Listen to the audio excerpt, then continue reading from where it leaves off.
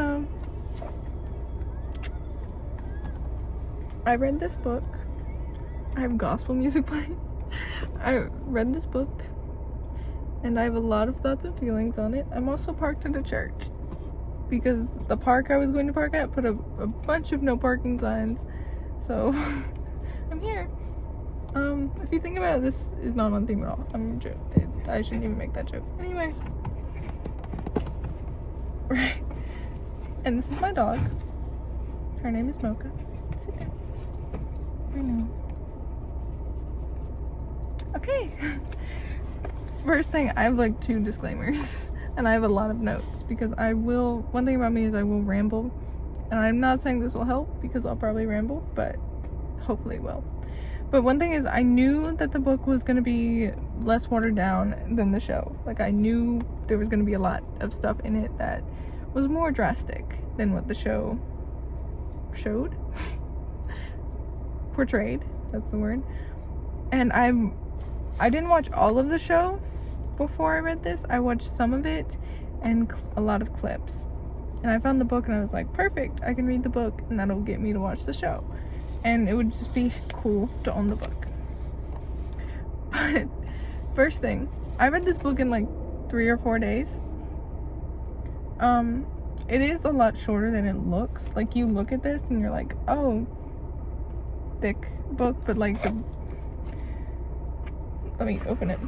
The words are really big. And they're spaced out differently than a lot of books are. So it's not that long. Anyway, the first thing that got on my nerves that like almost stopped me from reading the book, but I was determined, was Porsche is a lot different. He's not a lot different, but he's definitely more aggravating. Porsche in the show, like, he's sassy, he doesn't like to listen, but like he's also charming in a way. He's not annoying with his stubbornness. He can get on your nerves, but he's not as annoying as the book is. Porsche in the book is so entitled. And like, not in a fun, like, I won't be told what to do way, but like literally he's demanding things. Dude, it's your uncle that put you in debt. Like, you can't go around demanding things from literally head of mafia. But he also ruins things a lot. Like, he almost blows up an espresso machine, which is really impressive. Like, he almost blew up.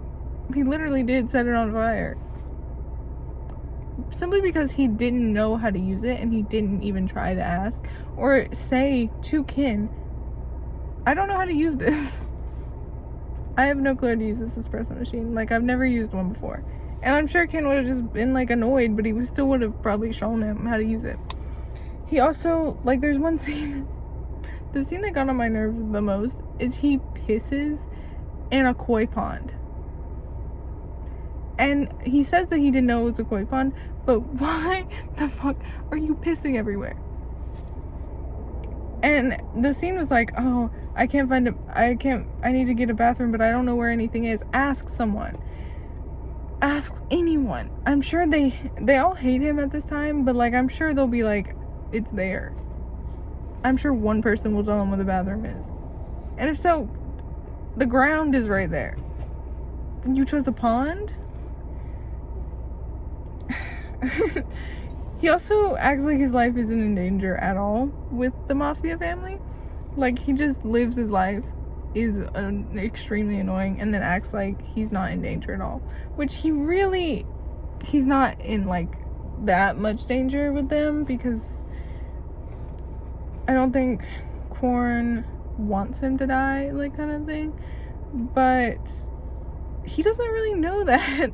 He doesn't know much at this time, and he's still acting like his life isn't in danger at all when it comes to the mafia people. The other thing I've already said is, like, he doesn't ask for help for anyone, ever. He just does things and hopes it's right. Okay. But I do have some defenses for him, because I'm not just going to be beating up this character. Is one of the biggest things is he's not at all trained. Like, they kind of just throw him into this bodyguard position.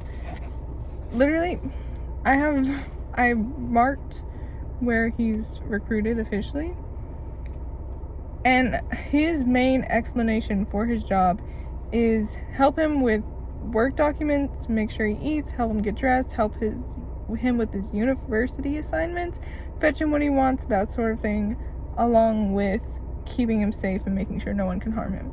That's pretty much all he has as, like, this is your job. Like, there's no a day where he follows people around and sees what they do, or, like, learns how to manage work documents. He's a bartender. And this is completely on the fault of probably Korn and Kin, because there's no training involved in this, and that can't be true for other bodyguards, because that would be so dangerous. Like, that's not a good thing. I don't understand why there wasn't any training at all. So, like, obviously he doesn't know what to do because he isn't trained for it. But again, he doesn't ask for help. So, I don't know. I've seen a lot of people say that he's younger in the show. I'm not younger in the show. He's younger than he is in the show. Which I think he's still, like, around the same age, though. In the show, I think they're, like, seniors in college. And in the book, I believe he's, like, not freshman. Maybe, like, sophomore, junior in college. But he's definitely a bit younger, but I believe he's still, like, 20. So there's not that much of an excuse to be acting that way. You know? Oh, and at this time, he is hated by all the bodyguards. Like, everyone else pretty much just is out for blood when it comes to him. He gets, like, beat up. He almost gets beat up by Big on his first day. And he has to fight for his life. And then Ken immediately, like, fusses at him. But they all hate him. But I'm sure some of them would still... I know Pete, like, comes around pretty quickly. He's also... His life is actually in danger, even though he seems to act like it's not. And he was forced into this, and he's someone that doesn't like to be told what to do at all. So there's a lot of understanding for his attitude, but, like, it's still not fun to read and, like, not watch. But it's not fun to read and see all the crazy things he's doing. Multiple times in the books, I had to, like, shut it and be like, oh my gosh, this is gonna backfire so bad. And it is. But once he gets past that part of where he's always messing things up, it does get a bit better with him. Like, he's not blowing up espresso machines left and right. It does stop pretty early in the book, but it's still really annoying for the time that it's him just messing things up left and right. The other worst part about this book, I only have 2 points, because I didn't want this to be a really long video, and I didn't want to ramble on about all these random things. But the second biggest problem I have with this book is that Kin is a rapist, and he doesn't understand that he's a rapist. In this book, I tended to enjoy Kin's perspective in the beginning a bit more. Not because I like Kin, but because I liked seeing everything from his perspective and seeing Porsche from his perspective. But there was a specific time where it all, like, his perspective really got ruined for me. And it's when he talks about the people he sleeps with. Because Kin is a rapist, but he has convinced himself in this book that he is not one. That he values consent. I'm going to read a specific line because it pissed me off so bad once I read the final scene. The final scene in this book is where he rapes. I might have to, like, censor that. Who cares? He rapes Porsche. And it's disgusting. And I skipped it. I closed the book and I was like, right, I'm gonna vomit. But what really pisses me off is earlier in the book, this is chapter 10, page 187, he says, I didn't take advantage of his inebriated state, but I appreciate the unexpected visual. It was against my principles to force myself on an unconscious person. Right. It's against his principles to force himself on an unconscious person, but a drugged up person who's not there mentally and who is just wanting the pain to stop, he can force himself on. Right. He's a fucking rapist who does not understand what consent truly is. He claims he doesn't sleep with anyone without their consent, and he claims it multiple times in this book. This is just one that I really wanted to highlight. And he claims that he doesn't sleep with anyone who is unconscious. But you could argue that Porsche wasn't fully conscious whenever he raped him. Sure, he was talking and he was kind of conscious, but he was still in pain and like he just literally woke up from a drugged state. He's fully drugged at that moment. And he raped him. Because it is rape. Because Porsche initially gave consent to Porsche being the top in this situation. And because he gave consent to that, which he didn't specify, but he did later, because he gave consent to that, Kin took that as consent to whatever he felt like, which is rape. That's not consent. Another thing I want to point out is the same page, 187, Kin also says, often up-and-coming actors seek to be a rich person's boy toy, expected a token of gratitude in return for their company. I don't know how many people watching this have watched Reset, but in there it highlights people, actors, young actors being forced to sleep or give company to rich people in exchange for money and benefits so that they can go further in their career. This is also not a fully consensual thing, because they are under the pressure of having to do this. This is not like I want to do this. This is you need to do this so that you can pursue what you want to do in life.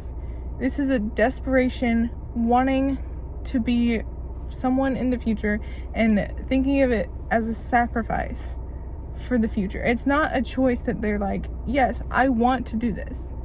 It's a choice of I have to do this in order to make a career for myself. And he specifically says, expecting a reward for their company, which is they sleep with him hoping that they will be able to go further in their career by doing this. That is not consensual. That's not consensual. Kin is a fucking idiot. Kin is an idiot who thinks that just because consent is given once, or it's given under the guise of some kind of pressure or feeling like they're forced to give consent, that means that it's okay for him to do whatever he wants. And that disgusts me. I could never write a character like that and make them a main character.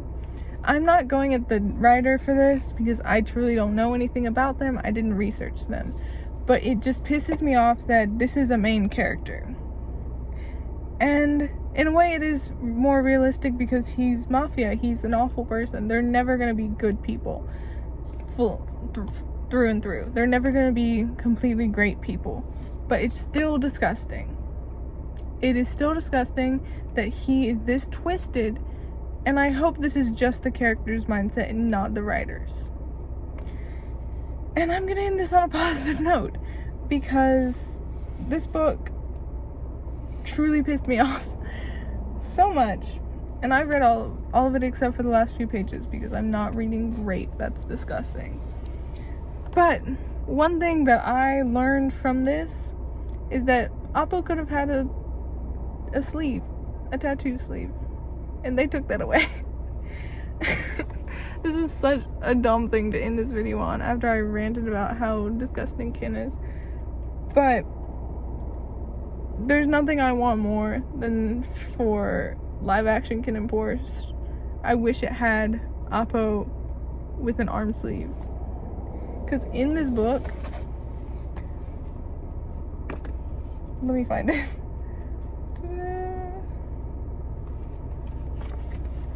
I'm gonna cover him up because I don't know how YouTube is, but this is his arm sleeves. I want that on Appo so bad because I think that would be so cool. And in the show, both the original version and the version that was eventually made, it's just like a shoulder tattoo and it's not even that intricate. But anyway, I hope my ranting was enjoyed. Yep, Porsche was aggravating but understandable, and Kin is just disgusting. And Appo deserves an arm sleeve, a tattoo sleeve, whatever. I forgot what it's called, and I'm not gonna remember anytime soon. And that's it. I'm not reading book 2. I actually picked it up in another bookstore, and I read the first page and realized that the rape continues. So that's horrific. And that's all I really have to say. I hope y'all have a great day, a great night, whatever time it is. It's clearly dark for me, so I have to drive back home and hope my parents don't get mad at me. I'm 19, but like, they still do.